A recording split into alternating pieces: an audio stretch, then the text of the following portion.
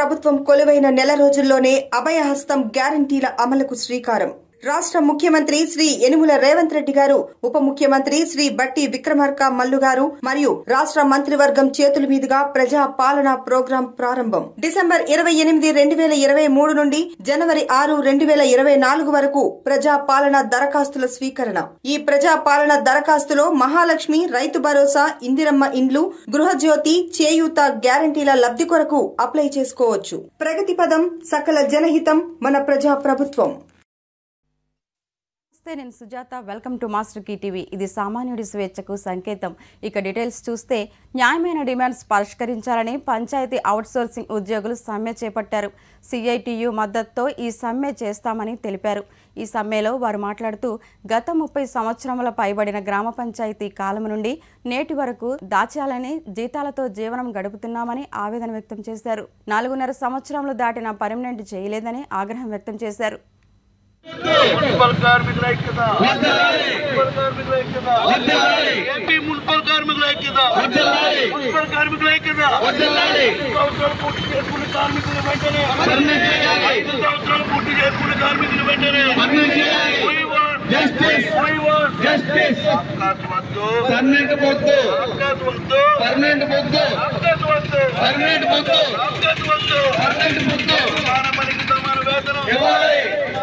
సమాన వేతనం, సమాన వేతనం.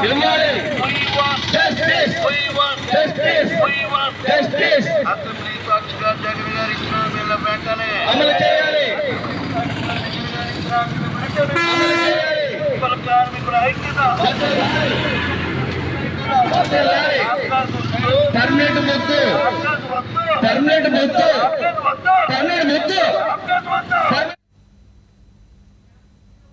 పరిపాలనా పరంగా జనసేన అధినేత ప్రజలకు అన్ని విధాలుగా అందుబాటులో ఉంటారని ఏలూరు నియోజకవర్గ జనసేన పార్టీ ఇన్ఛార్జి రెడ్డి అన్నారు.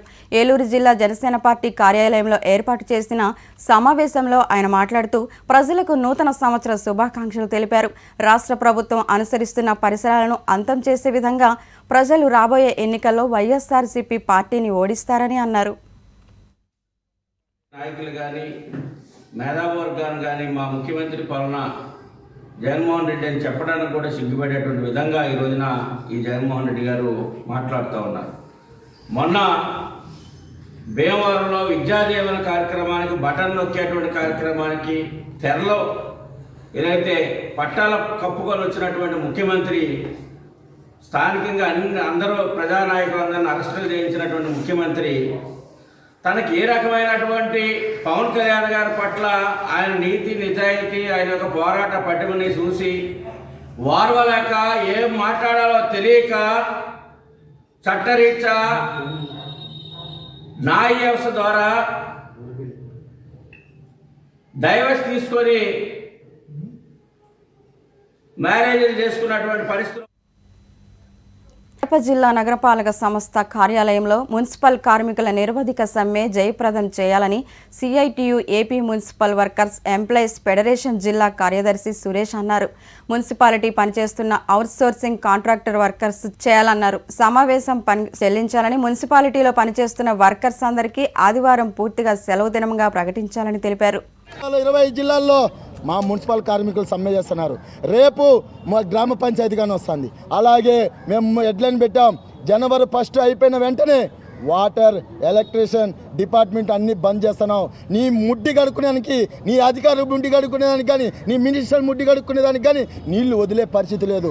వాటిల్లో ఎక్కడ దొంగతనాలు జరిగినా మేము కాదు బాధ్యత, ఈ రాష్ట్ర ప్రభుత్వం అని మేము తెలియజేస్తున్నాం. ఏమడిగినామయ్యా? అయ్యా మా జీతం సరిపోదు, మా జీతం ఇప్పటికి ఉండేది 15,000 ఇస్తాను, పిఎఫ్ పిఎస్ఐ కానీ 13,000 అవుతున్నాం, మా కడుపు కాలుతుంది, మా పిల్లల్ని చదివించుకోవాలని చెప్తే, మా ఈ రాష్ట్రంలో, ఈ దేశంలో మనమే, ఆంధ్రప్రదేశ్లో మనమే ఎక్కువ ఇస్తున్న జీతం అని చెప్తావు. నేను చెప్తున్నా, ఇదే మినిస్టర్ గారికి చెప్తున్నా, ఈరోజు టెలికాన్ఫరెన్స్ పెట్టినాడు, వీడియో కాన్ఫరెన్స్ పెట్టినారు. ఎంతమందిని తీసుకున్నాండి మున్సిపల్ కార్మికులకు సంబంధించిన వాళ్ళని అందరినీ, ఎవరు లీడర్లు కానీ ఎవరు కానీ కనపసి అరెస్ట్ చేయండి అన్నాడు. నీ బుడ్డ బెదిరింపుకి నా ఇంటికితో సమానం, మా ఇంటికితో సమానం మున్సిపల్ కార్మికులు అనుకో. అధికార పార్టీ అక్రమాలకు పాల్పడుతోందని, ప్రజలకు అన్యాయం చేస్తుందని తెలుగుదేశం నగర అధ్యక్షులు అమీర్ బాబు అన్నారు. కడప జిల్లా పట్టణం ప్రెస్ క్లబ్లో ఏర్పాటు చేసిన అఖిలపక్ష సమావేశంలో ఆయన మాట్లాడుతూ రాజ్యాంగాన్ని కాలరాస్తున్న బీజేపీ ప్రభుత్వాన్ని ఎండగట్టి ఇంటికి పంపే సమయం దగ్గరలో ఉందని విమర్శించారు. ఈ కార్యక్రమంలో ప్రజా సంఘ నాయకులు తదితరులు పాల్గొన్నారు. మన రాష్ట్రంలోనే ఎంతమంది త్యాగాలు ప్రారంభించాము. మన గడ్డ ముందరనే మనం చేయలేము ఆ పనులు. కాబట్టి దీన్ని చైతన్యవంతం చేయాల్సిన అవసరం ఉంది. డబ్బే ప్రాధాన్యతమైనది. క్యారెక్టరు, వారి యొక్క పూర్వ చరిత్ర అన్నీ ఏం చూడంలే.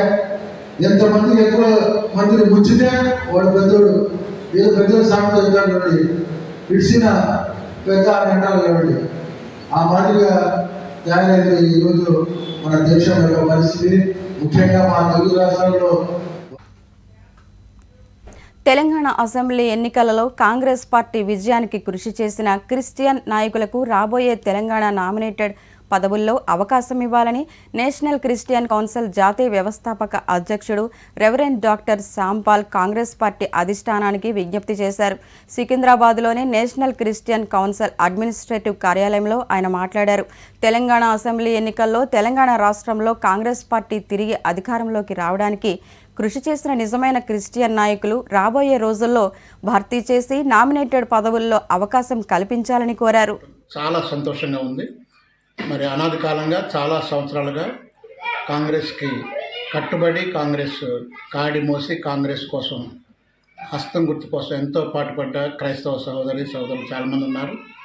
మరి ఈ ప్రభుత్వం ఈ నూతన సంవత్సర శుభాకాంక్షలు వాళ్ళు తెలుపుతూ పెద్దలకు మరి నాయకులకు డెసిషన్ మేకర్స్ ఎవరైతే నిర్ణయాలు తీసుకుంటున్నారో వారికి ఒక చిన్న విన్నపం ఏంటంటే ఎస్సీలుగా ఉండి క్రైస్తవులు అని చెప్పుకునే వారికంటే బీసీసీలుగా నిలబడుతూ మేము క్రైస్తవులు, మా సర్టిఫికెట్ క్రైస్తవులు అని చెప్పుకునే వారికి మీరు మొండి చేయి, లేకపోతే వాళ్ళని ఇగ్నోర్ చేయొద్దు. దయచేసి వారికి సరైన స్థానం మన పార్టీ కోసం, కాంగ్రెస్ పార్టీ కోసం వారు చాలా సేవ చేసినారు, చాలా కష్టపడ్డారు.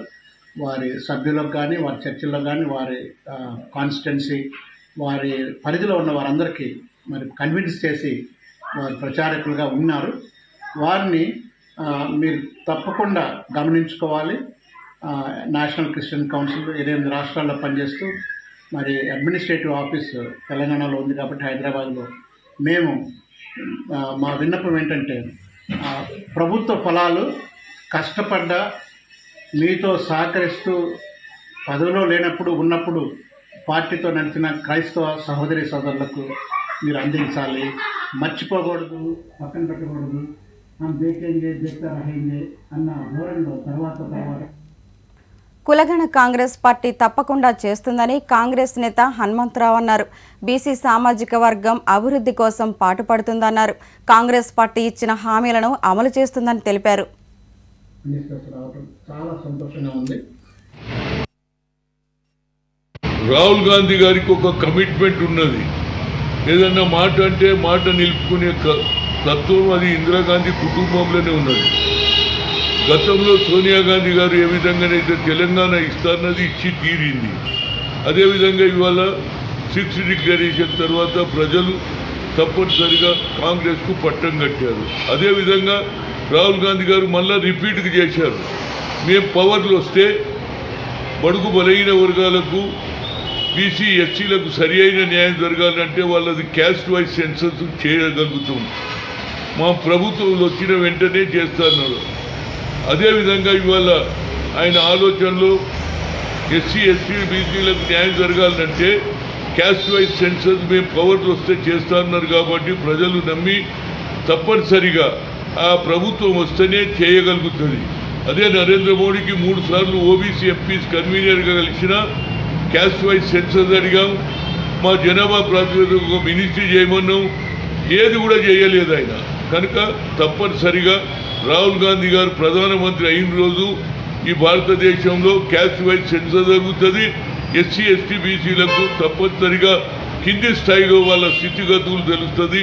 కనుక వచ్చే పార్లమెంట్ ఎన్నికల్లో రాహుల్ గాంధీని కాంగ్రెస్ పార్టీని గెలిపించగలిగితే, ఇండియా కూటమిని గెలిపించగలిగితే తప్పనిసరిగా బీసీ ఎస్సీ ఎస్టీలకు క్యాస్ట్ వైజ్ సెన్సర్ జరిగితేనే మనకు ప్రమోషన్ కానీ మన జీవితంలో మార్పు వస్తుంది. కాబట్టి ప్రతి ఒక్కరు కూడా నమ్మి రాహుల్ గాంధీ గారి నాయకత్వాన్ని బలపరచాలి, ఇండియా కూటమిని బలపరచాలని కోరుతున్నా. తప్పనిసరిగా ఆయన వస్తేనే పేద ప్రజలకు న్యాయం జరుగుతుంది అనేది యాజ్ ఎ ఓబీసీ ఎంపీ మాజీ కన్వీనర్గా నేను ప్రజలకు రిక్వెస్ట్ చేస్తున్నా. తప్పనిసరిగా వచ్చే పార్లమెంట్ ఎన్నికల్లో ఇండియా కూటమిని రాహుల్ గాంధీని ప్రధాని. రాష్ట్రంలో ఆందోళన కొనసాగిస్తున్న అంగన్వాడీ మున్సిపల్ కార్మికుల సమస్యలను పరిష్కరించాలంటూ విశాఖలో అఖిల కార్మికులు ప్రజా సంఘాలు నిరసనలు చేపట్టారు. ప్రభుత్వం తక్షణమే వారి సమస్యలపై స్పందించాలని కోరుతూ భారీ ర్యాలీ చేపట్టాయి. పనికి తగ్గ జీతాలు అందించాలని కోరుతున్న అంగన్వాడీల విషయంలో ప్రభుత్వం నిర్లక్ష్యంగా వ్యవహరిస్తోందని ప్రజా సంఘ నేత జగ్గంనాయుడు మండిపడ్డారు.